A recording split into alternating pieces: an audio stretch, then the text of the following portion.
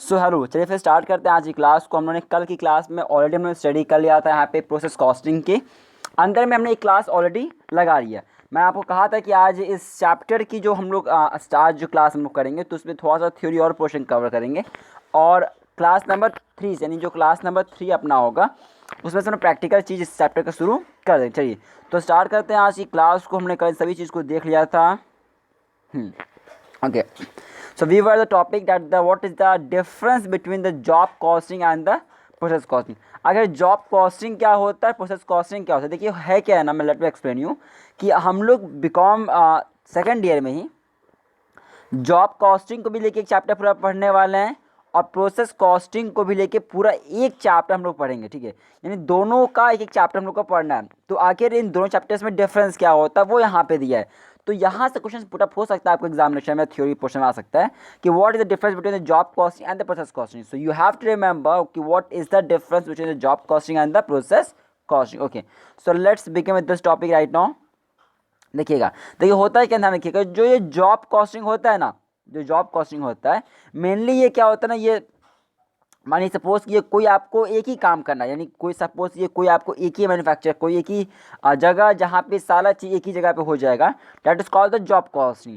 And what you process costing, यानी क्या, जब कोई सामान बहुत बड़ा मास प्रोडक्शन है, क्या जब मास प्रोडक्शन आपका बहुत बड़ा प्रोडक्शन आपको करना है और वो भी स्टेजेस बाय स्टेजेस प्रोडक्शन होता हो, ऐसे प्रोडक्शन को कहते हैं प्रोसेस कॉस्टिंग। ठीक है, और जॉब कॉस्टिंग क्या होता है, जब कोई एक ही कंसर्न, कोई एक ही फॉर्म पूरा काम कर देगी, तो that is called the job costing.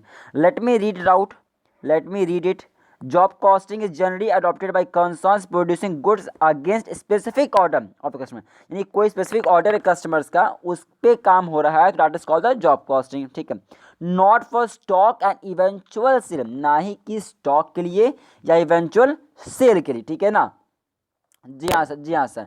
Process costing देखिए क्या होता है, तो आप लिखा गया आपका प्रोसेस कॉस्टिंग क्या होता है। प्रोसेस कॉस्टिंग क्या होता है, देखिए लिखा गया आपका ऐसे कंसर्न्स जो किस लिए कर रहे हैं, जो मास प्रोडक्शन के लिए कर रहे हैं, यानी मास प्रोडक्शन के लिए जो किया जाता हो, मास प्रोडक्शन के लिए। ठीक है, और इवेंचुअल सेल, मतलब आपको सेल भी तुरंत ही करना है, that is called the job costing, that is called the process costing. Process costing क्या होता है, जो मास प्रोडक्शन करना है, तुरंत ही सेल करना है। ठीक है, और मतलब कि जो जिसमें जो स्टेजेस पे स्टेजेस काम होता हो। जॉब कॉस्टिंग क्या है, जो हर बार मतलब कोई एक ही जगह जहाँ पे पूरा काम हो जाता हो, स्पेसिफिक ऑर्डर काम होता हो। ठीक है, जो तुरंत ही सेल आपका ना होता हो। ठीक है जी सर।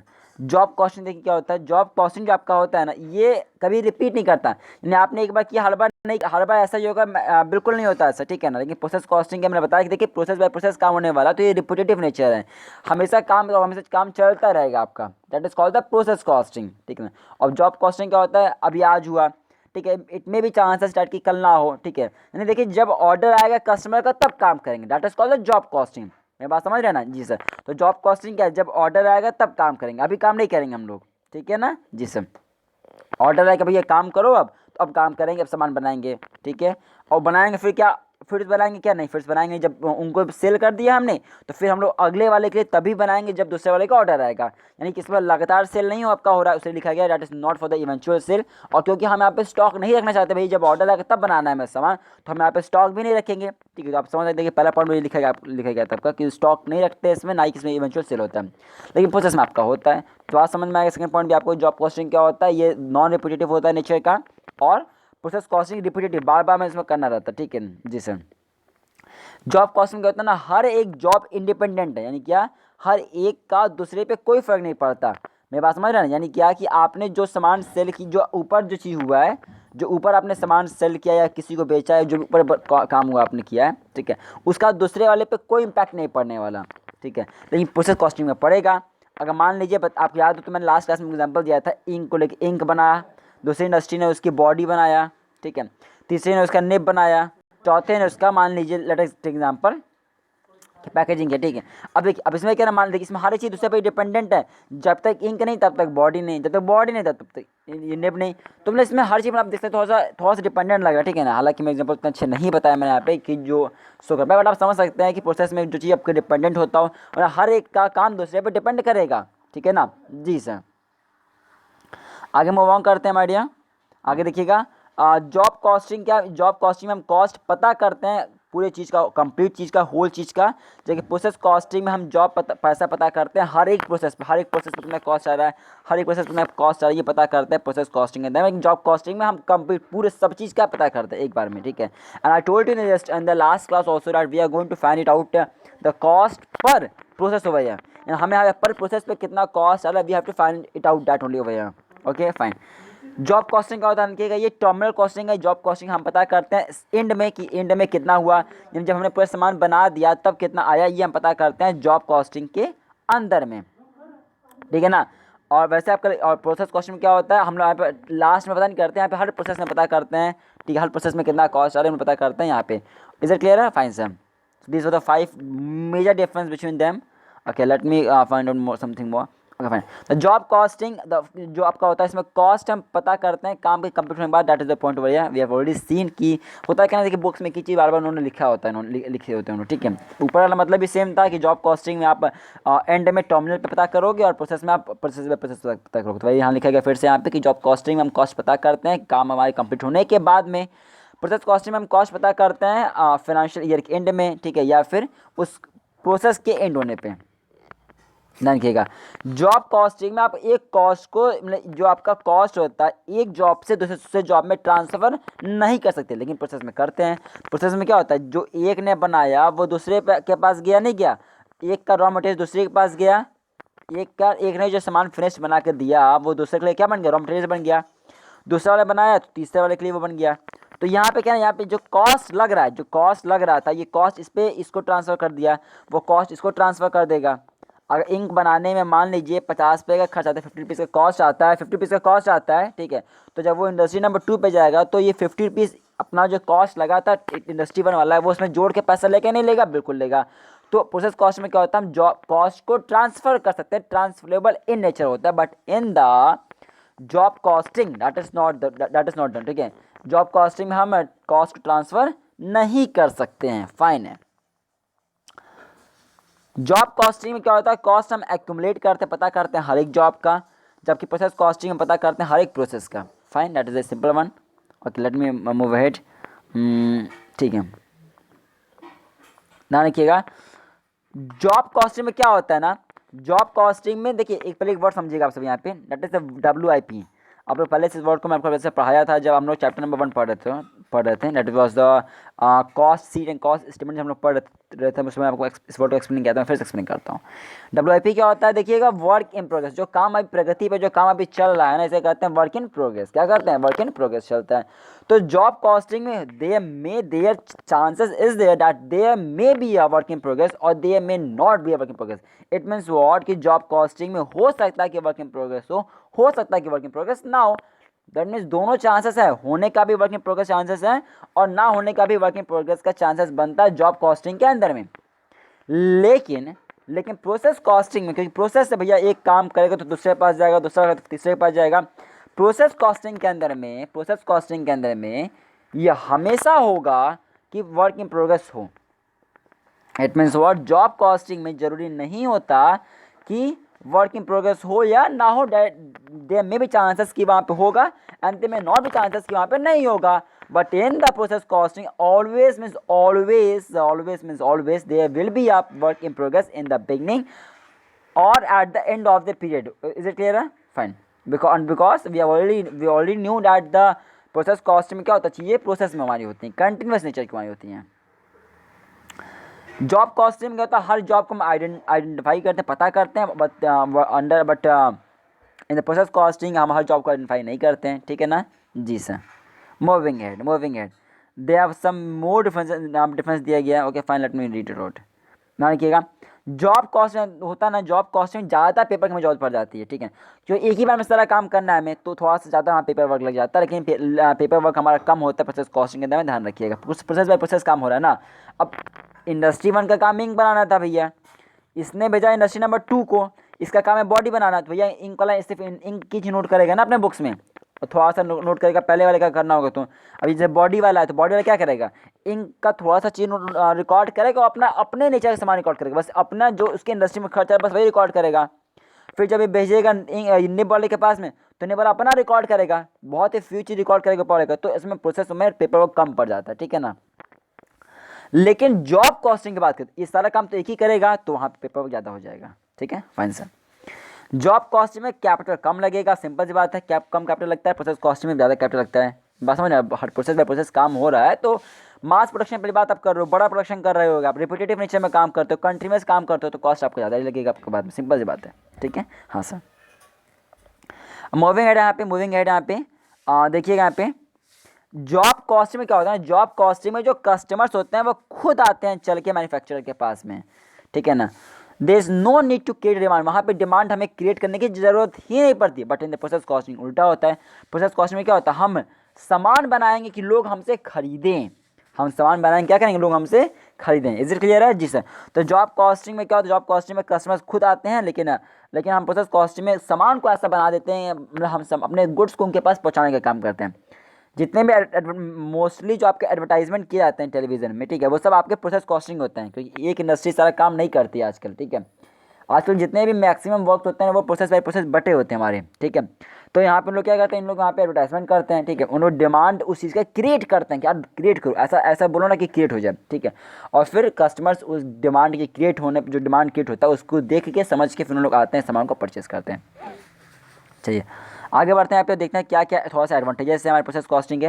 देखिए प्रोसेस कॉस्टिंग क्या होता है ना, ये प्रोसेस कॉस्टिंग आपका मदद करता है कॉस्ट पता करने का, छोटे छोटे इंटरवल्स पे क्या कॉस्ट आ रहा है ये पता करने में हमें प्रोसेस कॉस्टिंग मदद करता है। नंबर 2 क्या, कॉस्ट को कंप्यूट करना, पता करना। ठीक है ना, प्रोसेस बाय प्रोसेस भी और फिनिश प्रोडक्ट में पता करने का काम हमारा प्रोसेस कॉस्टिंग करता है। हाँ, जो अपना प्रोसेस कॉस्टिंग हमारा होता है ना, ये इसमें हम लोग ये भी पता करते हैं, हमें पता चल जाता है इसमें कि पर यूनिट पे कितना मेरा खर्च आ रहा है, ये हमें यहाँ पता चल जाता है। तो भी इसकी फ़ायदे की बात है। ठीक है, हमें ये मदद करता है कि कैसे हम कंट्रोल कर पाएँ कि कॉस्ट कम से कम आए, प्रोडक्शन ज़्यादा हो पाए। तो ये पता करने में कौन मदद करता है, प्रोसेस कॉस्टिंग मदद करता है। आपको ध्यान रखिएगा, ये बहुत आसान है इसको कोट करना। ठीक है, स्टैंडर्ड के हिसाब से हम इसको कोट कर सकते हैं आसानी से। ठीक है, ध्यान रखिएगा, फाइन। कंट्रोल्स ध्यान रखिएगा, प्रोसेस कॉस्टिंग में हम कंट्रोल, जितने भी हमारे कंट्रोल्स के मेजरमेंट्स हो सकते हैं हम उनसे भी लगाते हैं, जैसे हम उन चीज़ों को कंट्रोल कर पाए, यानी हर प्रोसेस पे कितना कॉस्ट आ रहा है इसको कंट्रोल भी हम लोग कर सकते हैं इसके अंदर में। ध्यान रखिएगा, ठीक है ना जी सर। मूविंग है ऑन द टॉपिक। अच्छा, आप लोग चाहें तो इसको वीडियो को पॉज करके थोड़ा सा ले लीजिएगा फोटो और लिख लीजिएगा एडवांटेजेस। ठीक है ना, लिख लिया आपने, कुछ पॉइंट हाइड हो गया था, इसको भी कर लीजिए 2 पॉइंट। चलिए fine, moving ahead now coming on the topic that is what are the various disadvantages of the process costing. आखिर प्रोसेस कॉस्टिंग के क्या क्या डिसएडवांटेजेस है, थोड़ा सा इसको जल्दी हम लोग देख लेते हैं। ठीक है, क्या क्या इसके डिसएडवांटेजेस हैं। पहला, जब कॉस्ट आप रिकॉर्ड कर रहे हो, ठीक है ना, जब कॉस्ट को रिकॉर्ड किया जा रहा है समय इस पीरियड के एंड होने के बाद, तो कैसे पता चल पाएगा कि कितना कंट्रोल करना है, कितना कंट्रोल नहीं करना है। इन सिंपल शब्दों में समझो आप कि आप अगर चीज़ों को लास्ट में रिकॉर्ड कर रहे हो, इन सिंपल आप समझो ऐसे आप। ठीक है, मान लीजिए कि आप एग्जामिनेशन दे रहे हैं। ठीक है, हाँ सर। अब जब अंतिम आप जब लास्ट के आपने टाइम मैनेजमेंट पेपर का बहुत ही शानदार किया था, you have to write only 5 questions for an examination, you have to write only 5 question examination and the paper was of 2 hours and 30 minutes. Let us take example, you have to attempt only 5 question, okay, and the duration of the examination was 2 hours and 30 minutes and you have divided the question, आपने divide किया हर question को कि भैया I will like to do every question 30 minute. आप हर question को भैया 30 मिनट में करोगे तो आपका पेपर 2.5 घंटे में हो जाएगा। That was the strategy made by you, ठीक है। बट आपको पता चला when only 5 minutes were remaining, जब 5 मिनट बचा हुआ था एट द एंड में, then you came to know कि भैया 5 मिनट बचा है and you were remaining with the 1 question. आपने भी ये क्वेश्चन किया ही नहीं पूरा, इट मीन्स आपने 2 घंटे 25 मिनट में सिर्फ 4 ही क्वेश्चन किया। अब बताइए, अब अंतिम समय आप जब पता चलेगा आपको तो कंट्रोल कर पाओगे क्या भैया कहाँ पे किस क्वेश्चन में गलती हुई होगी, किस क्वेश्चन में हमने ज़्यादा समय दे दिया।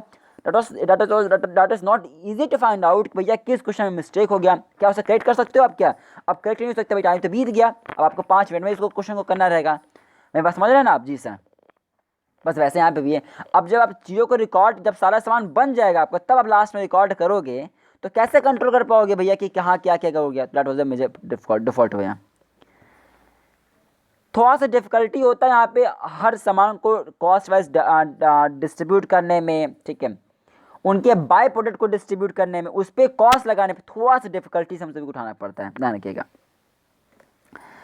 कॉस्टिंग मेथड के अंदर इसी में हमको थोड़ा सा डिफिकल्टी यहाँ पे भी होता है जब हम वर्क इन प्रोग्रेस निकालते हैं कि मतलब कितना वर्क बीच में कितना क्या कॉस्ट आ रहा है। नहीं, वर्क इन प्रोग्रेस निकालने समय भी थोड़ा सा हमें प्रॉब्लम क्रिएट होता है, प्रॉब्लम आता है कब, जब हम वर्क इन प्रोग्रेस निकालते हैं तो, ठीक है। कितना मतलब कितना सामान बीच चल रहा है, बीच में कितना सामान भी काम प्रगति पे कितने का है कितना नहीं है, तो इसको पता करने में थोड़ा सा डिफिकल्टीज हम सबको उठाने पड़ जाता है।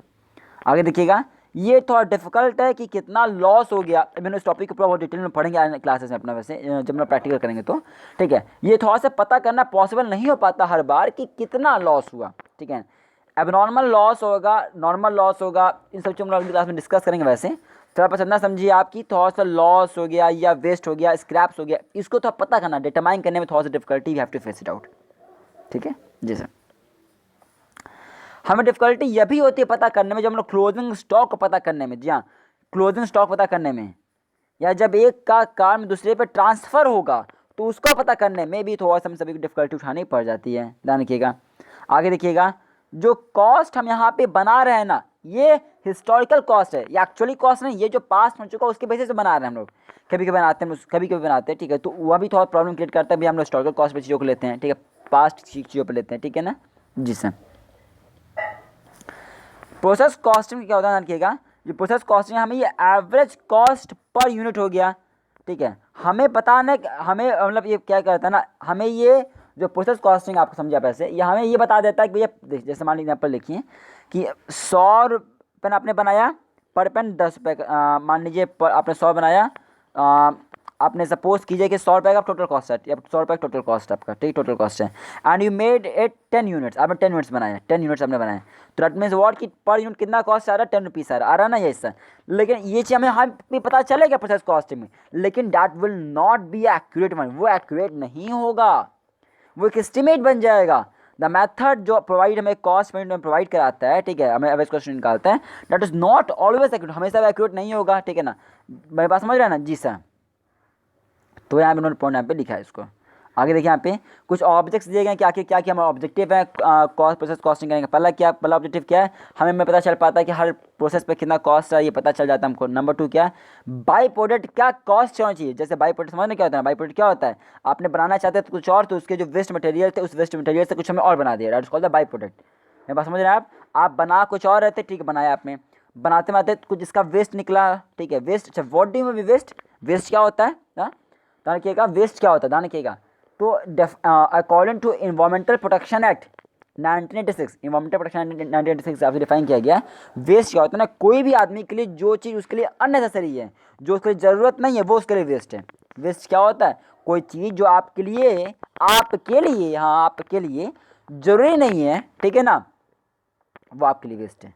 मेरे पास समझ पा रहे हैं। एग्जाम्पल जैसे मान लीजिए मेरे पास ये पेन है, ठीक है ना, मुझे पेन मैं पढ़ता लिखता नहीं हूँ, मैंने इस पेन को फेंक दिया, मेरी पेन का कोई काम ही नहीं है, मैंने थ्रो कर दिया, तो ये मेरे लिए वेस्ट है, क्योंकि बॉस मुझे ये नीड नहीं है। लेकिन हो सकता है कि ये किसी के लिए बहुत इंपॉर्टेंट हो सकता है ना जी सर। तो ऐसा हो सकता है कि किसी का कोई आदमी का किसी कोई वेस्ट होगा तो दूसरे के लिए अच्छी बात हो। अब आपके पास मान लीजिए सपोज कीजिए कि आपके पास शूज़ हैं, ठीक है, सपोज कीजिए थोड़ा डैमेज हो गया, आपने फेंक दिया, आपके लिए वेस्ट है कि आपको ज़रूरत नहीं है, आपने नया खरीद लिया। हो सकता था कि वो दूसरे के लिए इंपॉर्टेंट बन जाए, तो उसके तो वेस्ट नहीं होगा ना, नहीं ऐसा। तो वेस्ट क्या होता है, वेस्ट मतलब होता है जब किसी भी आदमी के लिए जो चीज़ उसको अनरिक्वायर्ड हो, अननेसेसरी, जो उसको ज़रूरत ना हो, उसके लिए वो वेस्ट बन जाता है। तो मानिए हमने कुछ बनाना चाहा तो उसका कुछ वेस्ट निकल गया उस सामान का, ठीक है, हाँ सर। अब हमने उस वेस्ट से कुछ नया सामान बना दिया, that is called the by product, ठीक है। तो उसके कॉस्ट को पता करने का भी हम लोग काम इसको करते हैं, ठीक है ना जी सर। आगे देखिएगा, ये पता करने के लिए कि आखिर हर प्रोसेस पे कितना वेस्ट हो रहा है, पता करने की हर वेस्ट पे कितना वेस्ट हो रहा है, कितना नॉर्मल क्या कुछ हो रहा है, तो ये पता करने के लिए हम लोग काम करते हैं। हर स्टेज पे कितना प्रॉफिट लॉस हो रहा है, ये भी पता करने के लिए हम लोग इस काम को करते हैं, ठीक है ना जी सर। एंड द लास्ट में कि ओपनिंग एंड क्लोजिंग स्टॉक को वैल्यूएशन करने के लिए कितना आ रहा है कितना नहीं आ रहा है, ये पता करने के लिए भी हम लोग इसको प्रोसेस कॉस्टिंग को करते हैं। क्लियर अपना हो गया, हाँ सर। चलिए अब थोड़ा जल्दी हम लोग एलिमेंट्स देखते हैं कि क्या क्या एलिमेंट्स हैं। तो बस एलिमेंट नाम पे 3 याद रखिएगा। प्रोसेस कॉस्टिंग में जो हमारे एलिमेंट्स होते हैं ना, मोस्टली 3 ही होंगे। कौन से होते हैं, एक मटेरियल होता है, एक लेबर होता है और एक एक्स्ट्रा एक्सपेंसेस होता है।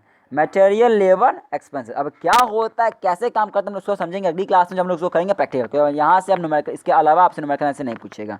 तो इतना काफ़ी था आप लोग समझना है यहाँ पे, ठीक है। अब हम अगली क्लास में जब हम लोग मिलेंगे कल की क्लास में, तो हम लोग वहाँ पे डिस्कस करेंगे practical chapters on the board. कहाँ पे, बोर्ड पर सीधे। चलिए, so thank you for this class, all the very best future.